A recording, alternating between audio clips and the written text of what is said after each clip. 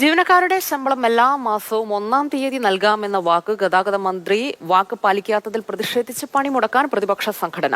ഫെബ്രുവരി 4-ന് KSRTC ജീവനക്കാർ പണിമുടക്കുമെന്ന് TDF അറിയിച്ചു.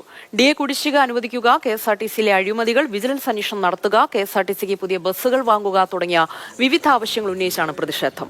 35 ലക്ഷം ചെലവാക്കി മോടി പിടിപ്പിച്ച 13.5 വർഷം പഴക്കമുള്ള ഡബിൾ ടക്കർ ബസ് ഉദ്ഘാടനത്തിന് ശേഷം 15 ദിവസം കഴിഞ്ഞിട്ട് മൂന്നാറിൽ കൊണ്ടുപോകാൻ കഴിയാതെ തിരുവനന്തപുരത്ത് കിടക്കുകയാണ്. ഇത്തരം തുഗ്ലക് പരിഷ്കാരങ്ങളാണ് കെഎസ്ആർടിസിയെ ഈ പരുവത്തിൽ എത്തിച്ചതെന്നും TDF working president M. Vincent MLA പറഞ്ഞു.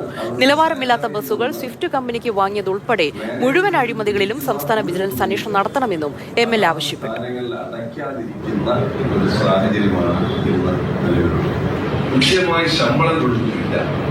ഇപ്പോൾ മന്ത്രി അവകാശപ്പെടുന്നത് ഞാൻ വന്നതിന് ശേഷം ഒരുമിച്ച് ശമ്പളം കൊടുക്കുന്നത് വലിയ കാര്യമായിട്ടാണ് മന്ത്രി അവകാശം.